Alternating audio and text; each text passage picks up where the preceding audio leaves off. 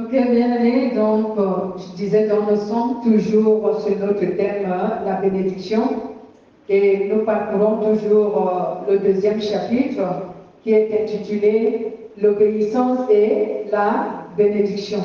Notre texte mémoire, nous l'avons tiré du livre de Deutéronome, chapitre 28, au verset 1 à 14. Donc, on parlait que nous devons savoir que lorsqu'un chrétien obéit à Dieu, il reçoit une certaine bénédiction. Ici, Dieu donne donc cette bénédiction en guise de fruits ou de prémices de leur obéissance et de leur sainteté. Donc, on peut donc dire que c'est en quelque sorte une récompense. Et bien que nous avons défini la généralité de l'obéissance comme étant une grâce, mais il y a quelques fois où Dieu récompense le travail fourni. Amen. Le travail que le chrétien a fourni. Donc, c'est pourquoi on peut voir ici que sur notre thème, sur notre sous-titre, sous-thème autant pour moi, l'obéissance et la bénédiction, on peut comprendre que cette bénédiction est à peu près comme une récompense, un salaire du travail fourni. Amen. Un travail un salaire du travail fourni. Parce que ces chrétiens-là reçoivent ces bénédictions comme étant le fruit de leur obéissance et de leur sainteté. Amen. Donc lorsqu'un chrétien est donc obéissant et saint, cela suscite la bénédiction de Dieu en sa faveur. Et nous avons appris que cette personne devient une source de bénédiction pour les autres. Cette personne devient donc une source de bénédiction pour les autres. Et je disais tantôt qu'on voit souvent certains chrétiens qui sont bénis, d'autres plus que les autres. Et cela peut susciter même une quelconque jalousie.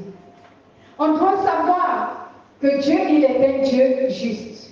La bénédiction nous est donnée souvent selon la mesure de notre obéissance. On voit souvent, je prends un exemple naturel, quelqu'un qui a beaucoup travaillé sur un domaine ou sur un autre. Il s'est beaucoup investi. Il a donné le meilleur de lui-même pour que ce qu'il fait réussisse. Bien aimé, est-ce que à la fin, au moment de la récolte, est-ce que cette personne ne va-t-elle pas récolter beaucoup plus que celui qui a travaillé moins? Amen. L'apôtre Paul nous dit dans dans l'une de ses lettres, je crois que c'est dans la lettre de Corinthiens, chapitre 9, je crois que c'est 2 Corinthiens, je vais visiter, voir bien aimé pour en être sûr. L'apôtre Paul dit, celui qui sème peu, moissonne un peu. Et celui qui sème plus, moissonne un plus, n'est-ce pas? C'est ce que l'apôtre Paul dit, et c'est ce que le Saint-Esprit nous atteste.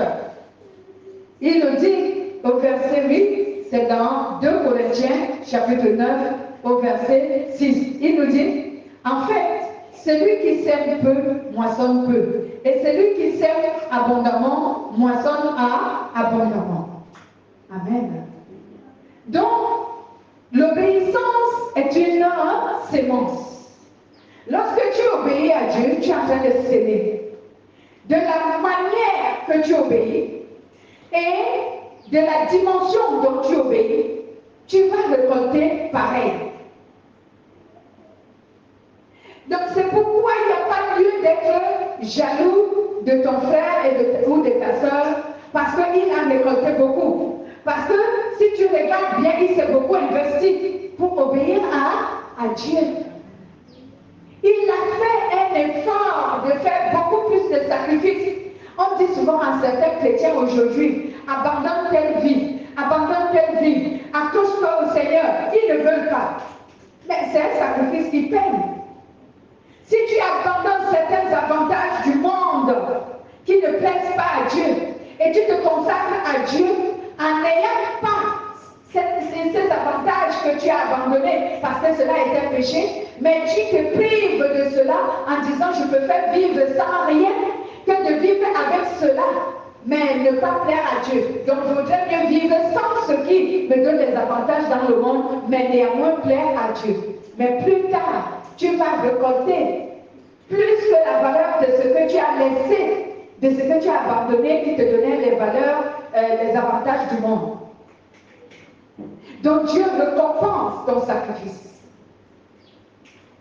C'est pourquoi vous voyez souvent, lorsque nous prêchons la parole de Dieu, on interpelle les chrétiens par exemple, dire il faut laisser tel péché qui te donne des avantages dans le monde. Laisse ce péché, abandonne ce péché. Mais quelquefois les chrétiens ne veulent pas parce qu'ils gagnent un avantage à travers ce qu'ils font. Ils ne veulent pas abandonner. Mais ils ne savent pas qu'en abandonnant cela, en se privant de cela, ils vont récolter mieux que ce qu'ils ont abandonné. C'est ce qu'ils ignorent. Mais pourquoi nous les chrétiens on refuse d'abandonner, de se sacrifier à Dieu, de faire des concessions, de faire des sacrifices? Pourquoi? Parce que la plupart n'aiment pas souffrir dans leur chair. Beaucoup préservent leur chair de la souffrance. Amen. Je prends, il y a des exemples tels que tu fais par exemple un travail qui te donne beaucoup plus d'avantages, mais qui t'empêche de temps en temps d'être agréable à Dieu. Il y a des boulots que certaines personnes ont trouvés qui les rendent désagréables à Dieu. Mais on te dit, laisse ce travail. Fais le travail qui plaît à Dieu, même s'il te paye moins. Supposons le travail que tu fais et qui te donne les avantages du monde, tu as peut-être un salaire d'1 million de francs, mais au péril de ton âme. Alors que le travail que tu dois faire pour Dieu va te réduire le salaire jusqu'à 200 000. Regardez la différence de 800 000 francs. On te dit laisse, tu vas dire non, moi je suis tellement aisé, avec mes 1 million, je ne peux pas laisser. Tu t'accroches sur cet avantage, mais tu es en train de semer ta perte. Alors que si tu acceptes le travail de 200 000, au fur et à mesure que tu sèmes, tu es en train de s'aimer, Dieu va le sacrifice que tu as fait. C'est un sacrifice. Amen. Parce que 1 million te résout tous les problèmes de ta vie. Il paye toutes tes factures. Mais 200 000 ne paye que peut-être un tiers de tes factures. Amen. Mais ce sacrifice que tu as fait, de prendre 200 000 et d'apprendre à ne pas avoir certaines choses, des années suivantes, Dieu va récompenser cela. Amen. Alléluia. Amen. Mais si tu restes dans les 1 million, tu ne seras pas récompensé. Au contraire, tu vas perdre. Donc c'est un sacrifice. On dit aujourd'hui aux chrétiens célibataires, par exemple, qui femme ou homme reste chaste et attend que Dieu t'envoie une femme, un mari, qui est son choix. Toi, tu te presses à prendre n'importe qui. Amen. Parce que tu veux sauvegarder ta chair, tu ne veux pas souffrir. Tu te presses à prendre n'importe quelle femme, n'importe quel homme. Et finalement, tu te retrouves que tu grinces des dents dans ce foyer, dans cette relation, dans ce couple. Oui, tu serres les dents ou les gens deviennent aigris quand il est dehors parce que ça ne marche pas dans la maison. Mais tu ne t'es pas sacrifié, tu n'as pas sacrifié ce temps d'attendre la personne que Dieu veut te donner. Tu as été pressé. Tu es entré dans la volonté permissive, comme on dit, et te voilà dans des sérieux problèmes. Amen. Et nous avons appris ici, lorsque quelqu'un est dans la volonté permissive, qu'est-ce qui se passe? Il va d'abord bien souffrir avant que Dieu n'intervienne. Et même pour que Dieu intervienne, il faut que le temps qu'il passe avant l'intervention de Dieu, il faut que ce laps de temps il soit conforme à la volonté de Dieu. Parce que ce n'est qu'après que Dieu va se souvenir de lui pour le délivrer de sa volonté permissive. Est-ce que cela veut dire que Dieu va le séparer avec cet homme? Quelquefois, non. Quelquefois, oui. Oui, selon la décision de Dieu, selon que Dieu voit le futur. Et le futur que Dieu veut pour nous, c'est que nous ne perdions pas la vie éternelle. Donc si Dieu constate que dans ce foyer, toi tu risques de ne pas obtenir la vie éternelle, il peut faire en sorte que tu te sépares de cet homme ou de cette femme. Et si Dieu constate que bon, il n'est pas un problème pour ta vie éternelle, alors Dieu peut corriger la situation.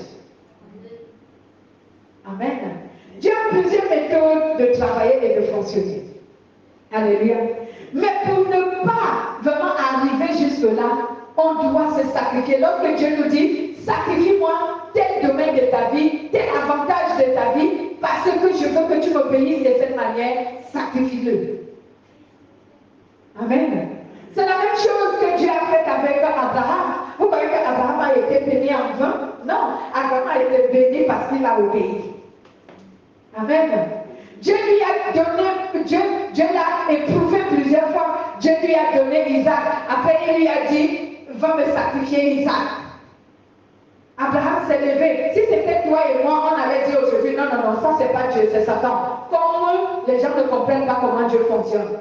Ça, c'est pas Dieu, c'est Satan. Comment Dieu va te donner un enfant et te dire, sacrifie-le-moi? Oui, c'est comme ça que les faux pasteurs allaient vous dire aujourd'hui que c'est le diable, c'est pas Dieu. Mais Dieu lui-même, il a dit à Abraham, sacrifie-moi Isaac. Je le veux comme un sacrifice. Abraham a dit, mais c'est lui qui m'a donné. S'il demande comme un sacrifice, je m'en vais lui donner.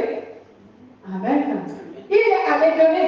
C'est de là que vient la bénédiction d'Abraham, parce qu'il a obéi. Il est bien vrai que quelquefois, en tant qu'être humain, lui aussi, il succombait. Mais on peut comprendre. Mais autant de fois Abraham a obéi à Dieu, c'est plus que autant de fois qu'il a succombé. Amen. Dieu a éprouvé beaucoup Abraham. Le premier fils qu'il a eu, Ismaël, autant pour moi. Ismaël qui n'était pas un enfant de la volonté de Dieu, mais c'était un enfant permissif à cause du manque de la foi de Sarah. Il a mis Abraham dans les difficultés. Abraham s'est attaché à cet enfant parce que c'était la chair de sa chair. Mais Dieu le lui a enlevé. Amen. Abraham a accepté. Quand Dieu lui a dit, fais partir Agar et l'enfant. Vous voyez que Abraham l'a fait avec un cœur sans tristesse. Il était triste parce que c'était son enfant. C'était la chair de sa chair. Et son premier fils, il n'avait jamais eu de fils. Il n'avait jamais eu d'enfant. Mais il a laissé partir parce que Dieu le lui a demandé. Si c'était toi et moi aujourd'hui, on allait dire non, c'est pas Dieu, c'est ton fils. Dieu ne peut pas dire que tu le laisses partir. On allait s'accrocher à cet enfant. Mais Abraham l'a laissé partir. Donc Abraham n'a pas été béni en vain. Il a été béni parce qu'il a obéi. Alléluia. Donc l'obéissance et la bénédiction et la sainteté suscitent la bénédiction de Dieu. Oui, bien aimé. L'obéissance et la sainteté suscitent la bénédiction de Dieu. Voici donc, on va continuer sur là où on s'est arrêté dimanche dernier.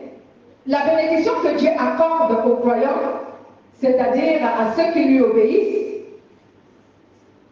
elle est une bénédiction à la fois matérielle et spirituelle. C'est une bénédiction qui est à la fois matérielle, à la fois spirituelle. Cela veut dire quoi, bien-aimé? Qu'est-ce que cela veut dire?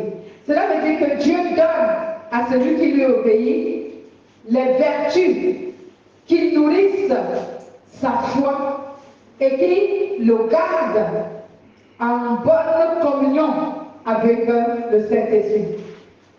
C'est cela la bénédiction spirituelle, on va en parler un peu plus en amont. Donc nous devons donc savoir que lorsque Dieu bénit un croyant, celui qui obéit, et lui qui marche dans la volonté de Dieu, lui qui est fidèle à Dieu, lorsque Dieu lui obéit, cette bénédiction a deux aspects. Elle est à la fois matérielle et spirituelle. Si je reviens sur Abraham, Dieu a béni matériellement Abraham et il a aussi béni spirituellement. N'est-ce pas, Abraham est appelé dans la Bible le père de la foi? Amen. Parce qu'il a cru et il a obéi. Alléluia. Tout ce que Abraham recevait de la part de Dieu, Abraham obéissait. Je vais vous dire à quel moment Abraham avait désobéi à Dieu, que je me souviens dans la Bible. C'était au moment où Dieu ne lui parlait plus. En fait, il n'entendait plus la voix de Dieu. Mais ce n'était pas comme nous aujourd'hui, Dieu te parle, tu ne veux pas écouter. Abraham, lui, tout ce que Dieu lui a dit et qu'il a entendu, Abraham a obéi à cela.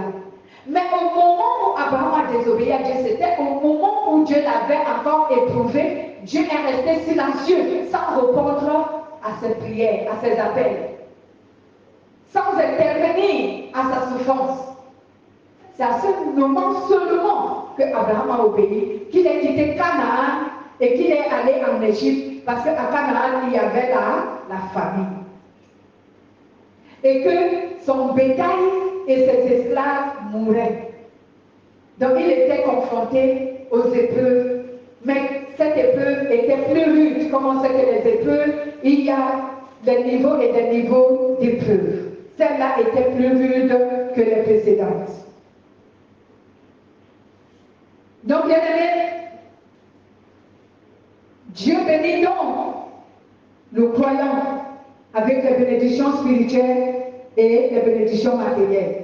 Donc, la bénédiction spirituelle que Dieu dit et donne aux croyants a quelle nécessité? La nécessité, c'est que cette bénédiction doit nourrir la foi du chrétien et le garder et permettre à ce que ce dernier demeure en harmonie, en communion avec le Saint-Esprit.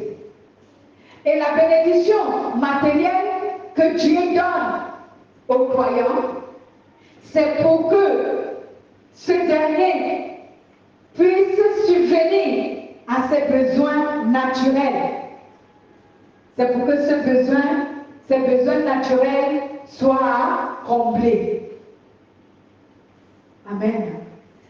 Et pourquoi donc Dieu le fait? Dieu le fait parce que souvent, quelquefois, quand il nous manque des choses, on peut même avoir une quelconque faiblesse.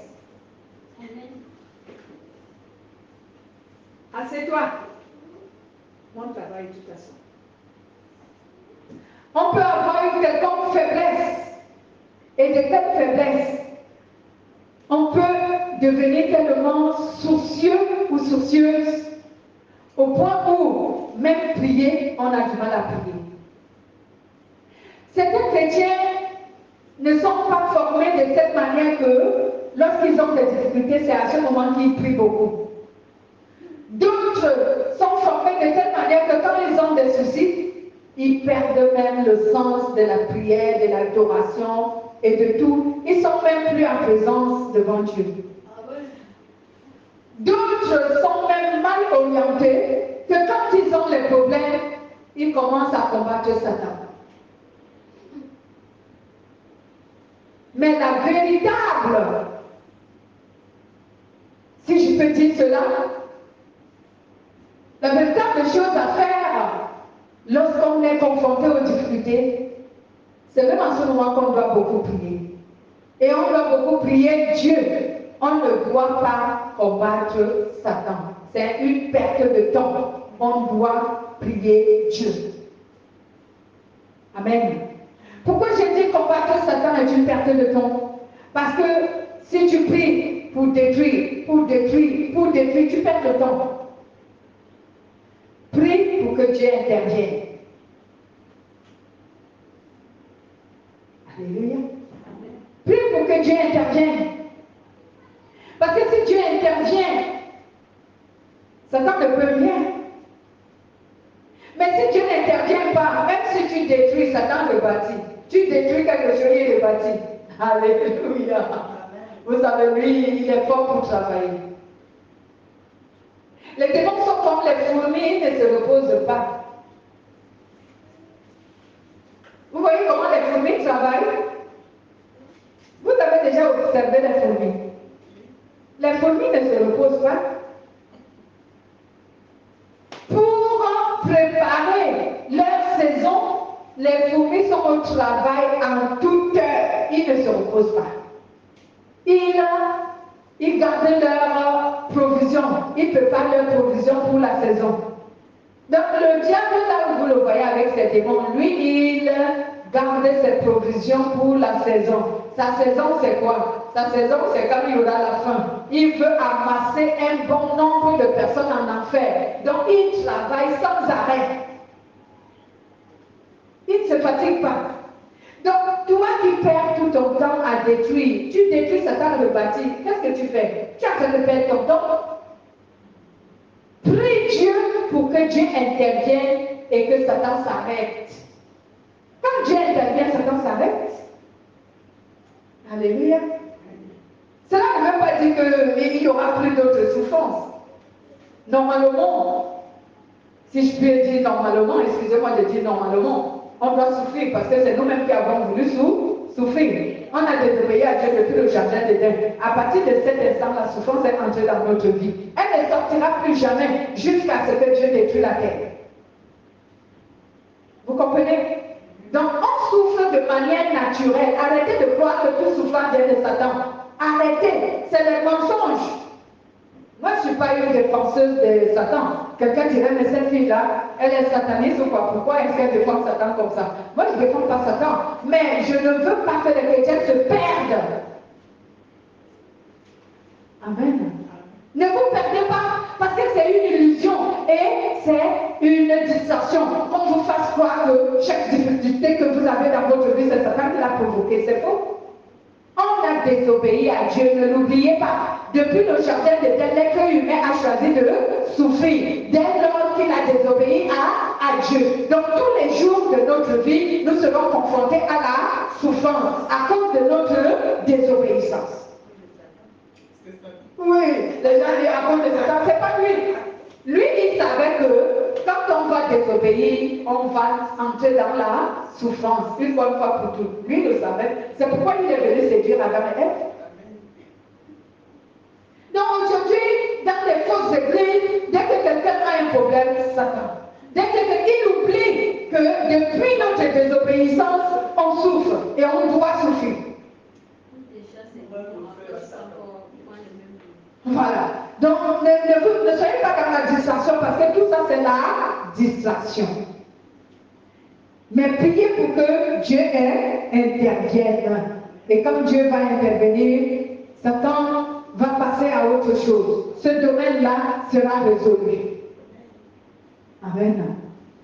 Donc, Dieu nous donne donc ces bénédictions spirituelles et matérielles. Pour quelle raison? C'est pour que notre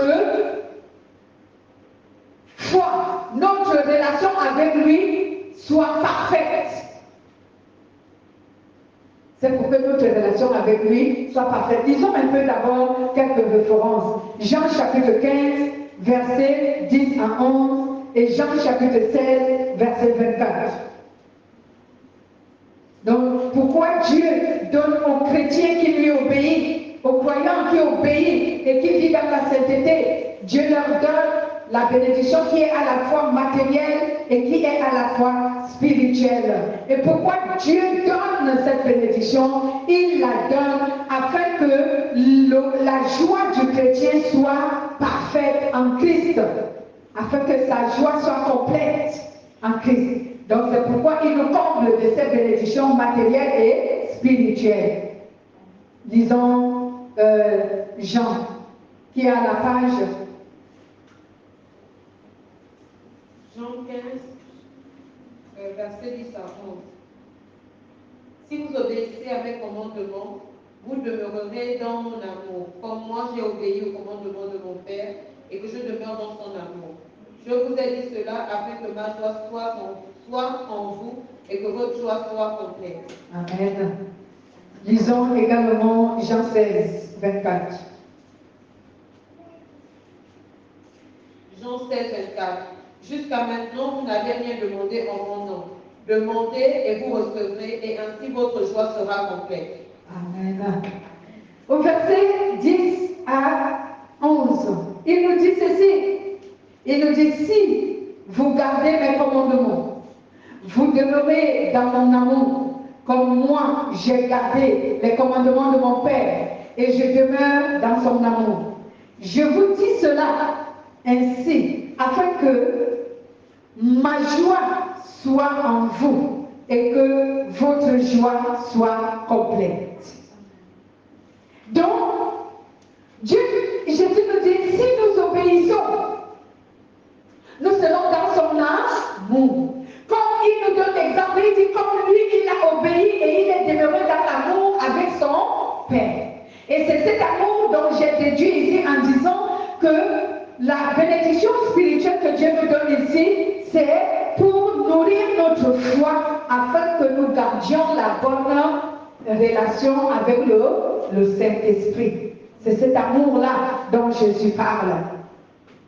Et il dit, donc, au verset 11, il dit, si je vous ai parlé ainsi, c'est afin que votre joie soit en moi et que votre joie soit complète.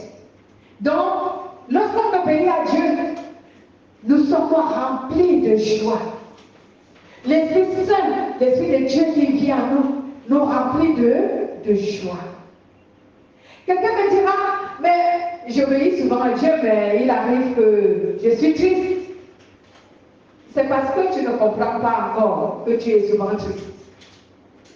Tu es triste pourquoi? Tu es triste parce que lorsque Satan vient, il suscite une difficulté dans ta vie parce que Dieu ne lui a permis toi.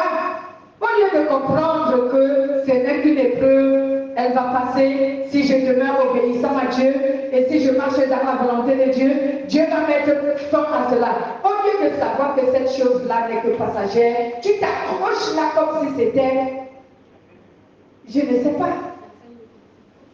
Exactement, tu t'accroches là comme si cela ne va jamais passer, comme si cela détruit toute ta vie. Non, mais c'est ta manière de prendre la chose qui va détruire ta vie. Si tu prends cela sans la foi, tu vas détruire ta vie. Oui, j'ai l'habitude de dire, je ne laisserai pas Satan me voler la joie en ce jour d'aujourd'hui.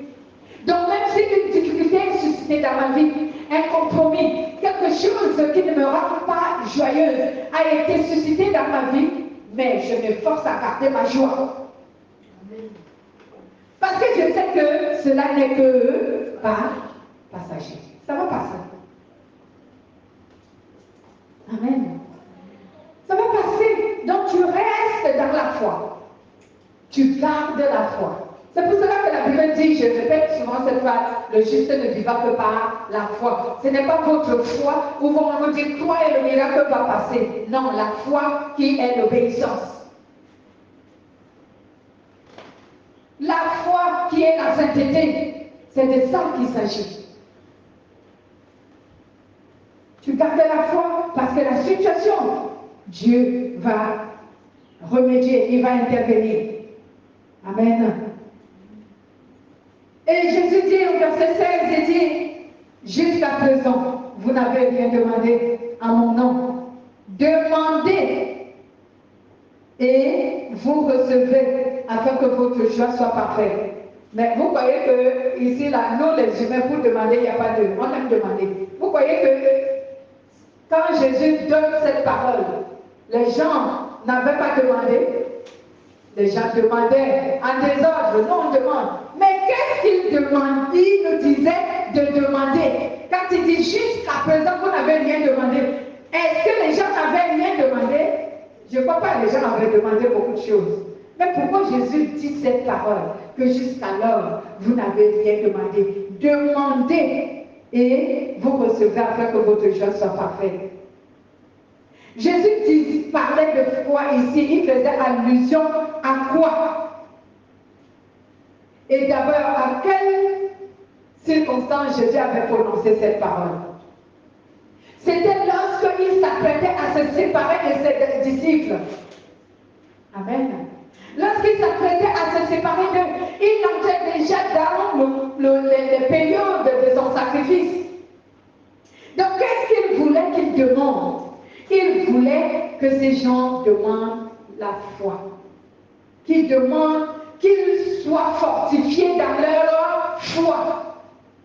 Parce que quand tu as la foi, ta joie sera complète. La foi qui veut dire ici, tu fais confiance à Dieu. En toutes circonstances, tu lui fais confiance. Parce qu'il va toujours intervenir. Dieu n'a jamais abandonné l'un de ses enfants. Jamais. Il va intervenir, peu importe le temps. Il va intervenir. Donc, ce que Jésus voulait ici, que les disciples demandent, c'est qu'ils fortifient leur foi.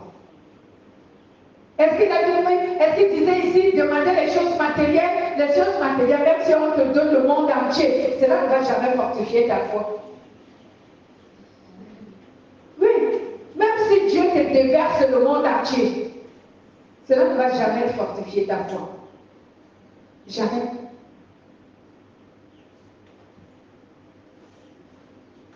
Oh, bien-aimé.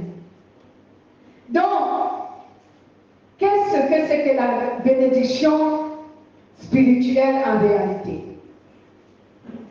On a parlé un peu de la bénédiction matérielle, mais la bénédiction spirituelle en soi-même, c'est quoi? Bien aimé, la bénédiction spirituelle est le fait d'être en harmonie avec le Saint-Esprit que nous avons reçu. C'est d'abord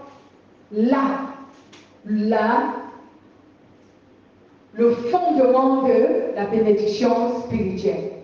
Tu ne peux pas avoir la bénédiction spirituelle si tu n'as pas le Saint-Esprit. Parce que c'est lui qui est la bénédiction spirituelle du chrétien. Parce que c'est lui qui régénère le reste. Donc la bénédiction spirituelle, c'est recevoir le Saint-Esprit et garder l'harmonie avec lui.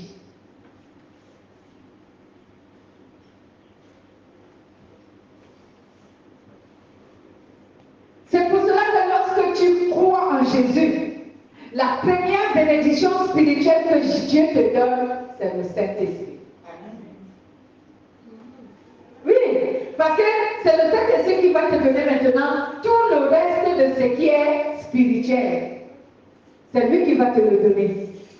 Mais si tu n'as pas le Saint-Esprit, tout ce qui est spirituel, venant de Dieu, tu ne vas pas le recevoir.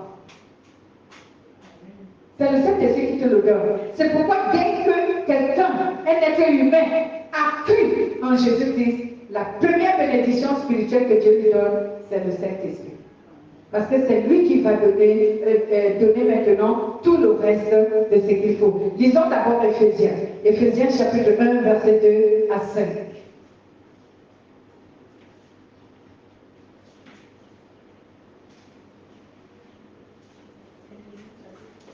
1, verset 2 à 5. Vous pouvez même lire jusqu'au verset 13 ou 14. 14, excusez-moi. Lisez jusqu'au verset 14. Chapitre 1. Verset 2 à 13. Lis jusqu'au verset 14. Que Dieu notre Père et le Seigneur Jésus-Christ nous accordent la grâce et la paix. Louons Dieu, le Père de notre Seigneur Jésus-Christ, qui nous a bénis dans notre union avec le Christ en nous accordant toute bénédiction spirituelle dans le monde céleste. Avant la création du monde, Dieu nous avait déjà choisis pour être siens par le Christ, afin que nous soyons saints et sans défaut à ses yeux. Dans son amour, Dieu avait décidé par avance qu'il ferait de nous ses enfants par Jésus-Christ. Dans sa bienveillance, voilà ce qu'il a voulu.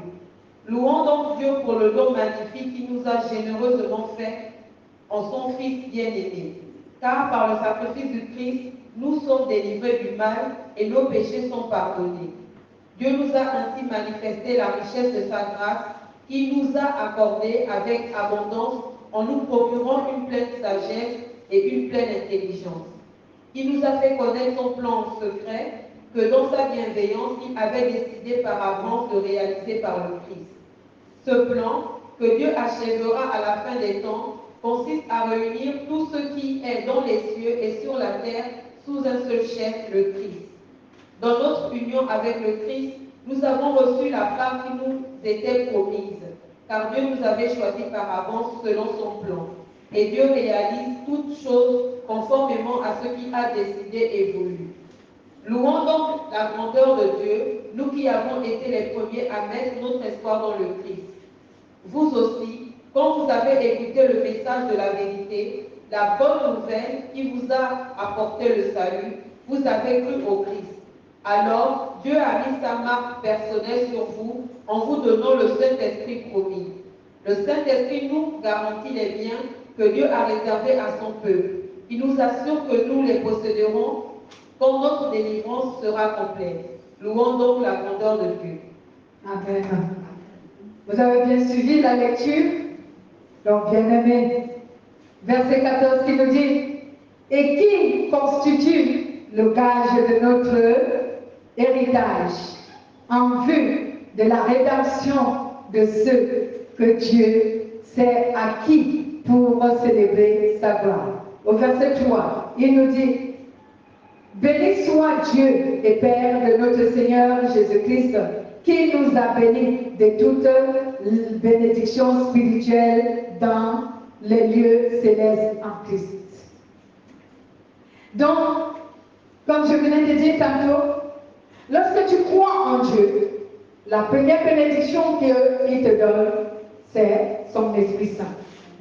Afin que maintenant, son Esprit Saint te remplisse de toute autre bénédiction spirituelle qui s'ensuit. Alléluia. Je prends un exemple. Est-ce que quelqu'un peut avoir la puissance de Dieu sans avoir le Saint-Esprit? Non. Je prends un exemple. Quelqu'un peut-il recevoir les dons de la part de Dieu sans avoir le Saint-Esprit? Non. Il me met même à peur de parler de quelque chose. Il y a souvent les gens, excusez-moi du terme, les satanistes, qui disent souvent tout don vient de Dieu. Nous, on sait ici que c'est le Saint-Esprit qui donne les dons. Quand tu l'as reçu, bien sûr. Parce que quand tu n'as pas le Saint-Esprit, tu ne peux pas recevoir un don de la part du Saint-Esprit. Mais les charlatans, les satanistes, les magiciens, les voyants, je ne sais pas comment on les appelle, et tous ces satanistes, tous ces gens qui sont possédés par les démons et qui font des miracles et qui font des choses extraordinaires, qui éblouissent les gens et qui les séduisent, ils disent souvent que c'est Dieu qui leur a donné les dons. Mais ils n'ont pas le Saint-Esprit. Comment ils ont fait pour avoir les dons? Vous voyez combien nous, les humains, on est ignorants.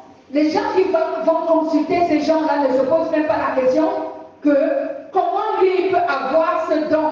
Il n'a pas le Saint-Esprit. Parce qu'un don qu'il dit que Dieu lui a donné, normalement, il devrait avoir l'Esprit de Dieu en lui. S'il n'a pas l'Esprit de Dieu qui habite en lui, comment se fait-il qu'il a ce don? Hein, bien-aimé? Soyons un peu intelligents, demandons souvent à Dieu l'intelligence. Parce que les charlatans, les gangans, les marabouts, les féticheurs, les enchanteurs, les diseurs de bonne aventure, et tous ces gens-là, ils disent que c'est Dieu qui leur a donné les dons, que Dieu donne les dons à tout être humain. J'ai même un chrétien m'a dit même un jour, on était évangélisés, on était avec vous. Un chrétien a dit, une chrétienne et un chrétien dans leur église. C'était les chrétiens, hein, ils disent qu'ils étaient les chrétiens dans leur église. Ils ont dit, tous les dons, c'est Dieu qui donne tous les dons. Les autres pervertissent seulement leurs dons. J'ai dit, donc tu veux me dire qu'un charlatan, un marabout, un féticheur, un voyant, les gens qui invoquent les esprits de mort, tu veux me dire que le don là est de Dieu? Parce que moi je sais que pour avoir un don qui est donné par Dieu, il faut d'abord que tu aies l'Esprit de Dieu en toi. Ils ont fait l'Esprit de Dieu. Ils ne l'ont pas.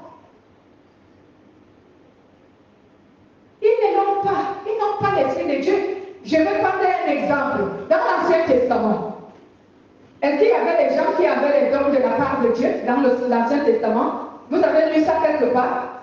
Ça n'existe pas.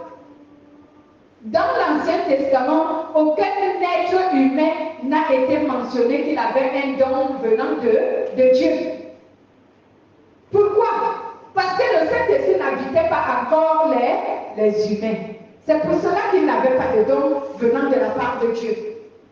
Le Saint-Esprit venait influencer quelqu'un et il œuvrait en faveur des autres selon que Dieu lui a dit. Par exemple, les prophètes d'autrefois. Quelqu'un va te dire que c'était les prophètes d'autrefois, ils avaient le don, ils n'avaient pas le don.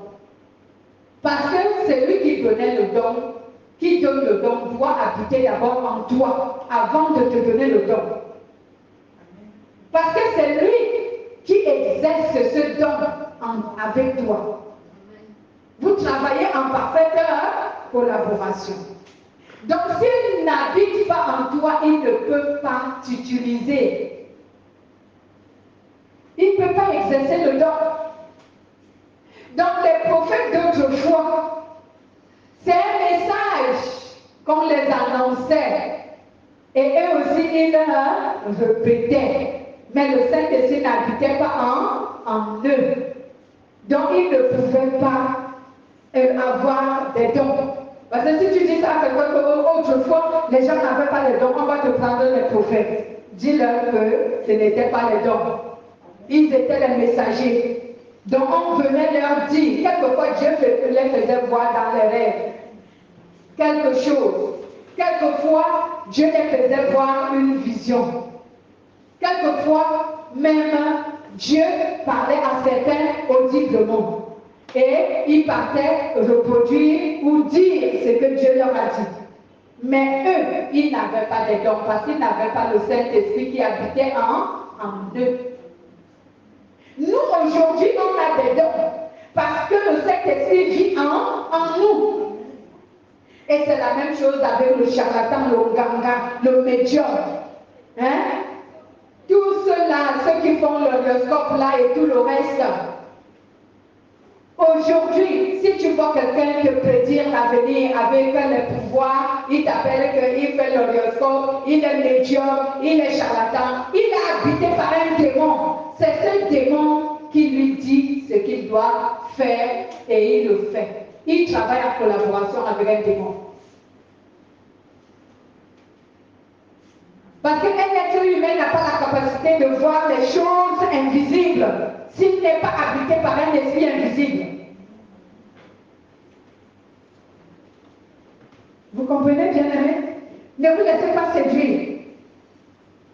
Un être humain qui n'a pas le Saint-Esprit ne peut pas avoir un don de la part de Dieu. Son don n'est pas de Dieu. Si tu dis ça, si les gens se fâchent parce qu'on leur dit que vos dons ne sont pas de Dieu, ils se fâchent. Ils n'ont qu'à se fâcher, c'est la vérité. Si tu n'as pas le Saint-Esprit, ton don ne vient pas de Dieu. Il est d'un démon. Fâche-toi si tu ne veux pas connaître la vérité et te repentir. Il faut que nous ayons la certitude de la parole de Dieu et ne pas entrer dans les erreurs.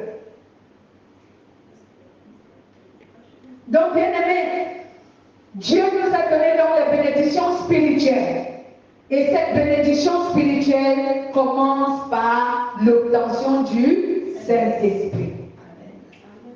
Maintenant, dès que tu reçois le Saint-Esprit, c'est le Saint-Esprit maintenant qui régénère les autres bénédictions en toi.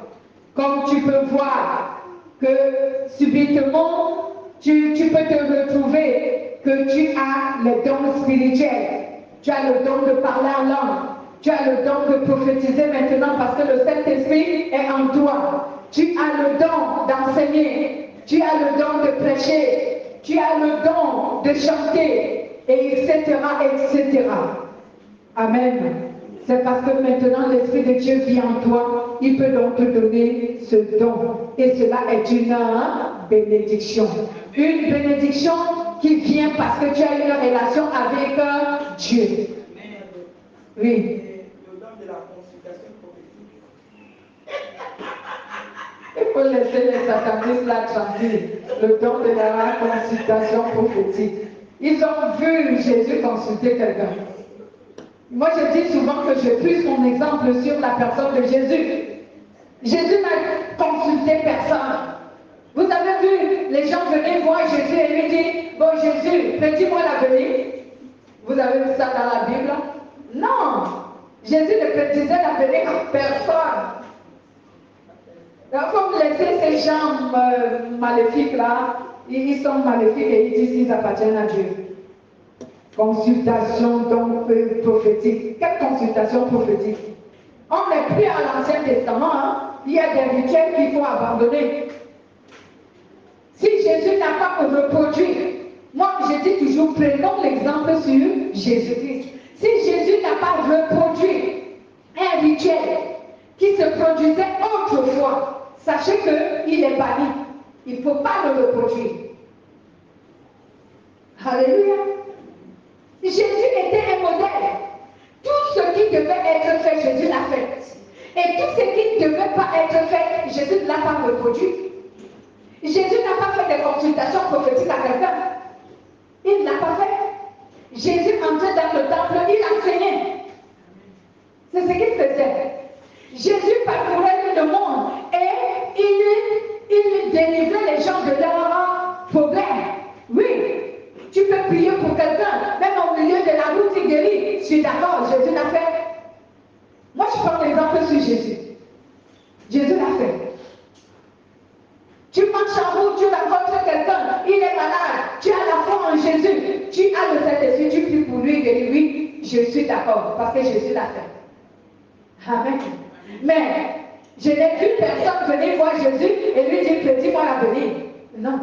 Je n'ai vu personne venir à Jésus-Christ et dire à Jésus, j'ai des problèmes. Dis-moi qu'est-ce qui ne va pas, pourquoi j'ai des problèmes. Moi, je n'ai pas vu ça. Je n'ai pas vu cela. Amen. Je n'ai pas vu cela dans la Bible. Donc moi, j'essaye de marcher selon que j'ai vu Jésus marcher. Il y a beaucoup de rituels que les chrétiens et les pasteurs ont créés aujourd'hui dans les églises que je n'ai jamais vus dans la Bible. Amen. Eux-mêmes, ils créent des choses pour compliquer encore leur relation avec Dieu.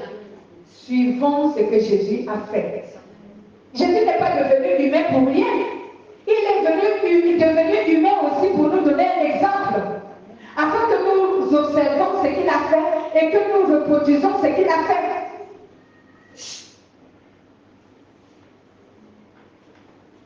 Donc c'est ça, bien-aimé. Arrêtons d'inventer des choses. Et quand vous lisez même la fin de la Bible, l'Apocalypse, qu'est-ce que Jésus a dit à l'apôtre Jean?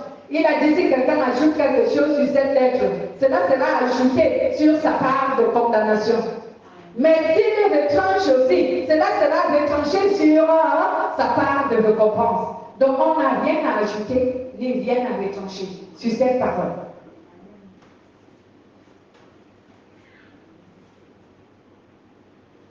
Alléluia. Donc lorsqu'on reçoit dans le Saint-Esprit, qui est une bénédiction fondamentale, alors nous allons donc recevoir le reste. Nous allons recevoir par exemple les dons du Saint-Esprit. Et déjà je devais d'abord parler, nous allons recevoir une nouvelle nature. Parce que dès que le Saint-Esprit vient à nous, il nous transforme, il nous donne une nouvelle nature. Et en nous donnant la nouvelle nature, il fait quoi pour embellir cette nature? Il nous délivre de tout péché. C'est ça, la bénédiction spirituelle. Le Saint-Esprit vient à nous. Il change d'abord notre nature charnelle à la nature spirituelle. Il change notre nature charnelle à la nature spirituelle. Et il nous donne donc ici la capacité de vaincre le péché, le mal. Lisons 2 Corinthiens chapitre 5 verset 17 et Actes chapitre 13 verset 38 à 39. 2 Corinthiens chapitre 5 verset 17 et le livre des Actes chapitre 13 verset 38 à 39.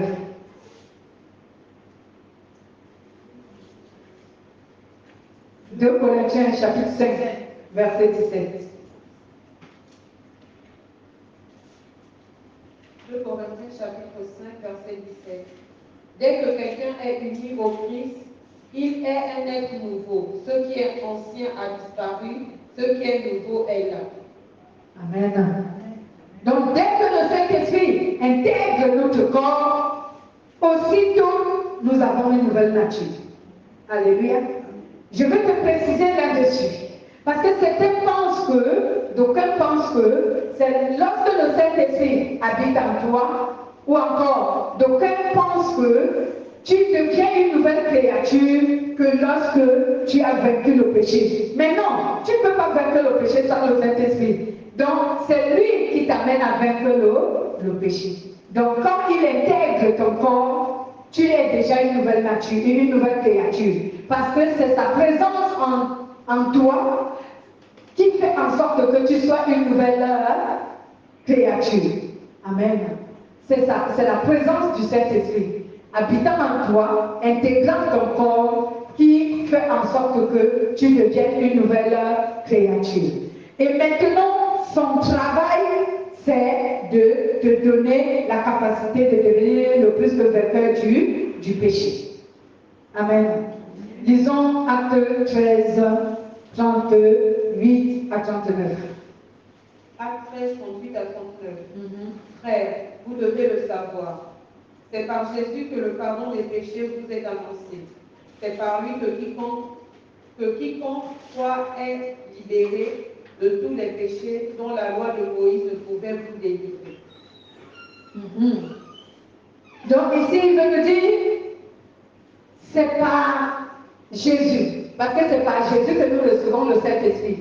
C'est par la foi en Jésus que nous recevons le Saint-Esprit. Et c'est le Saint-Esprit qui nous délivre de la puissance du péché. Amen. Pour faire de nous les humains qui sont agréables à Dieu. Donc je disais également, dès que le Saint-Esprit vient, il nous donne une nouvelle nature.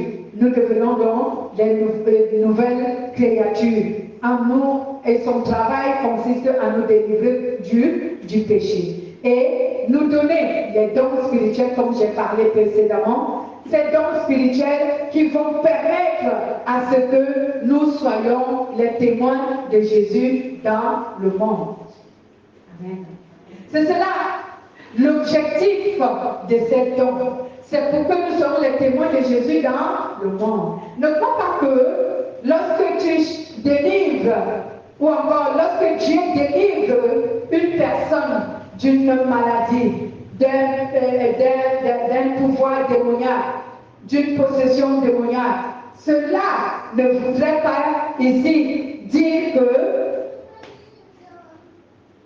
tu as juste émis un acte charitable, mais cela voudrait dire que tu es en train de rendre témoignage de l'existence de Jésus, de sa bonté, de son amour dans le monde.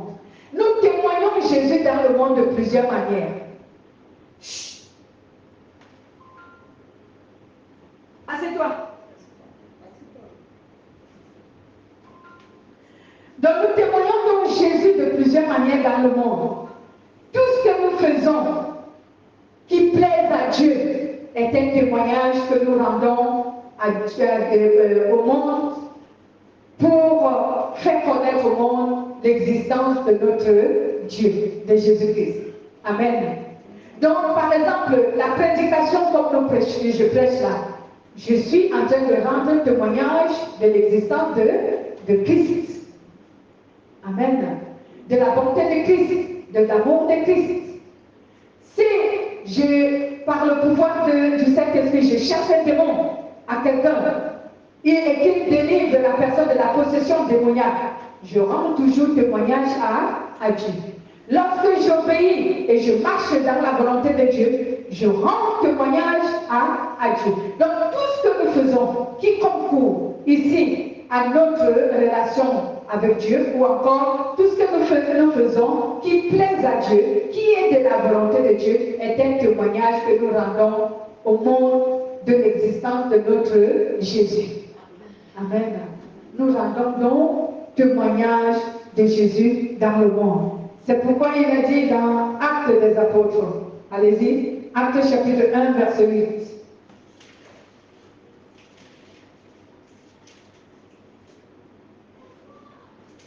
Actes chapitre 1, verset 8. Mais vous recevrez une force quand le Saint-Esprit descendra sur vous. Vous serez alors des témoins à Jérusalem, dans toute la Judée et à Samarie, et jusqu'au bout du monde.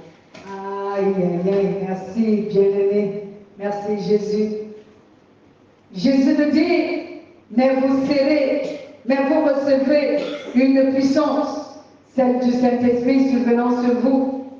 Et vous serez mes témoins à Jérusalem et dans toute la Judée, dans la Samarie et jusqu'aux extrémités de la terre. Vous serez mes témoins. Cela ne consiste pas seulement à l'évangélisation, mais cela consiste dans tous les domaines spirituels que nous pratiquons pour donner toute la gloire à Dieu. Tu obéis à Dieu dans un milieu, tu es en train de rendre témoignage. Tu prophétises pour la prophétie venant de Dieu, tu es en train de rendre témoignage. Tu évangélises, tu es en train de rendre témoignage. Tu loues Dieu dans un milieu, tu es en train de rendre témoignage. Amen. Donc, nous rendons donc témoignage. Donc, le Saint-Esprit nous utilise également en nous donnant ces dons, tous ces dons, pour que nous rendons témoignage à Dieu dans le monde. Amen. Et enfin, ici, la bénédiction qui est produite par l'obéissance et ici, et la sainteté, elle est aussi ce que le Saint-Esprit accomplit lorsqu'il nous protège de tout. Il veille et nous protège de tout. C'est une bénédiction, la protection. Alléluia. Il y a beaucoup aujourd'hui qui ne sont pas sous la protection de Dieu. Ils sont exposés. Ils sont exposés à tout vent. Mais quand tu as l'Esprit de Dieu, il veille et te protège.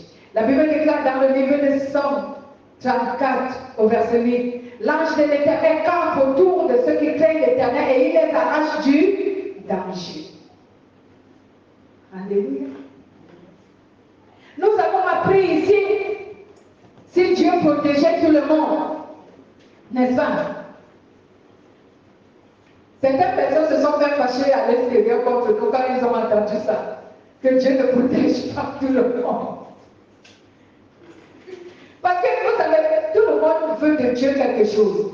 Parce que les gens ont posé la question, mais quand nous sommes souvent protégés de tels actes, de telles choses, est-ce que ce n'est pas Dieu? Elle dit, écoutez très bien le mécanisme, le fonctionnement. Est-ce que Dieu protège tout le monde? Je confirme non. Pourquoi quelqu'un me dira non, ce n'est pas vrai? Dieu protège tout le monde. Il y a des gens qui ne croient pas en Dieu, mais ils ont souvent échappé à certaines choses. Non, le temps de mourir de ces gens-là n'était pas encore arrivé. Non. Non. Mais cela ne veut pas dire que Dieu les a protégés. Le temps qu'ils quittent ce monde n'était pas encore arrivé. Oui.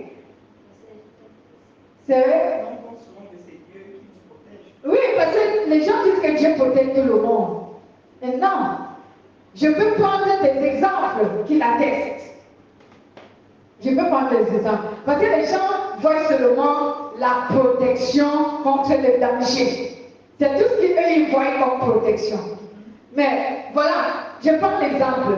Un un païen, Dieu peut-il le protéger du péché? Alors, donc Dieu ne protège pas tout le monde. Dieu ne peut pas protéger un païen du péché. Pourquoi? Parce que Dieu n'a aucun contrôle sur lui. Dieu n'a aucun contrôle sur son cœur. La parole de Dieu n'est pas dans son cœur. Le Saint-Esprit n'habite pas en lui. Comment Dieu peut le protéger du péché? Il ne peut pas. Amen. Même s'il est Dieu, parce que j'ai toujours répété que Dieu a établi les lois spirituelles que lui-même, il ne viole pas. Lui-même, il les respecte. Tu es un païen, Dieu ne peut pas te protéger du péché parce que tu n'as pas son esprit, tu n'as pas sa parole. C'est son esprit et sa parole qui te protègent du péché. Tu ne l'as pas. Comment lui, il va te protéger? C'est un ordre à suivre. Mais les gens voient tout simplement que oh, j'ai échappé à un accident. Dieu m'a protégé. Oui, rendons gloire à Dieu, c'est son amour. Mais je ne suis pas sûre que c'est Dieu. Ce que je suis sûre, c'est que ce n'est pas le moment où Dieu veut te rappeler à la mort. Vous comprenez? Parce que c'est Dieu qui a le pouvoir sur la vie et sur la mort. C'est tout ce que je sais. Mais est-ce que c'est lui qui a fait que tu échappes à cet accident? Je ne crois pas. Peut-être que quelqu'un a invoqué Dieu pour toi, ou toi-même pendant ce temps tu as invoqué Dieu. La Bible déclare que quiconque invoquera le nom du Seigneur Jésus sera sauvé. Quand tu es en danger, tu invoques Jésus, que tu sois païen ou non, que tu sois païen ou chrétien, tu seras secouru. Que quelqu'un dise Amen. Amen. Que tu sois chrétien ou que tu sois païen, dès que tu es en danger, si tu invoques le nom de Jésus-Christ, tu seras secouru. Dieu va envoyer ses anges te secourir. Mais nous tous, on a cet instinct-là. Chaque être humain a cet instinct. Lorsqu'il est en danger, il dit oh Dieu. Pour certains, oh Jésus. Dieu t'envoie le secours. Tu l'as appelé à l'aide. Il t'envoie le secours. Les êtres humains, presque tous, on a cet instinct. Quand on est face à un danger, on crie toujours à Dieu. Et c'est ce qui sauve certaines personnes. Cela ne veut pas dire que Dieu les protège, c'est ce qui les sauve. Parce qu'ils invoquent Dieu au moment précis et Dieu les envoie du secours. Mais Dieu ne protège pas ce qui ne lui appartient pas. Parce qu'il n'a aucun contrôle sur eux. Quelqu'un va dire, pourquoi tu dis qu'il n'a aucun contrôle? Il est Dieu. Non, non. Dieu nous a donné le libre arbitre. Lorsque tu n'as pas son esprit, tu ne lui appartiens pas. Donc, il n'a aucun contrôle sur ta vie. Alléluia. Dieu n'est pas un dictateur. Que tu ne lui appartiens pas, il t'oblige. Hein? Non. Dieu n'est pas un dictateur. Et Dieu n'est pas non plus un imposteur. Alléluia. Oui.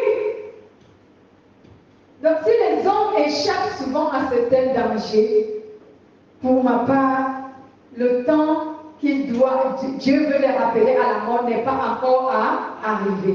Soit ils ont invoqué Dieu au moment opportun, ils l'ont appelé au secours et Dieu les a secourus.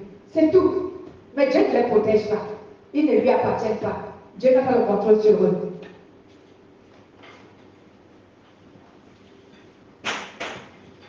Alléluia. Donc, bien aimés, il y a donc plusieurs de tout ce que vous savez que Dieu veut nous donner spirituellement parce que nous sommes ses enfants, parce que nous sommes un avec lui. Son esprit vit au-dedans de nous et il atteste que nous lui appartenons. Alors, toute autre vertu spirituelle que nous pouvons avoir est une bénédiction spirituelle. Amen. C'est une vertu. C'est une bénédiction. Toutes les vertus spirituelles que nous pouvons avoir sont des bénédictions spirituelles que Dieu nous donne. Mais on doit tout simplement maintenir que la bénédiction fondamentale qui est spirituelle, que Dieu nous donne en premier lieu, c'est son Esprit Saint. Et lui, il nous comble de tout le reste. Amen. C'est pourquoi obéir à Dieu, bien-aimé, cela suscite la bénédiction. Et une bénédiction que quelqu'un d'autre ne peut pas avoir si lui aussi, il n'est pas obéissant. Amen. Si lui aussi n'a pas la sainteté. Aujourd'hui, je t'invite à obéir à Dieu avec toutes les dispositions que tu as. Parce que n'oublions pas, on a lu 2 Corinthiens, chapitre 9, au verset 6, que celui qui sert peu, moissonnera peu. Et celui qui sert beaucoup, moissonnera beaucoup. Donc si tu te donnes un sacrifice pour Dieu, tu donnes toute ta vie en sacrifice pour Dieu, bien aimé, ta bénédiction sera grande. Parce que ton obéissance aussi est grande. Alléluia. Soyez bénis. Nous allons maintenant remercier le Seigneur.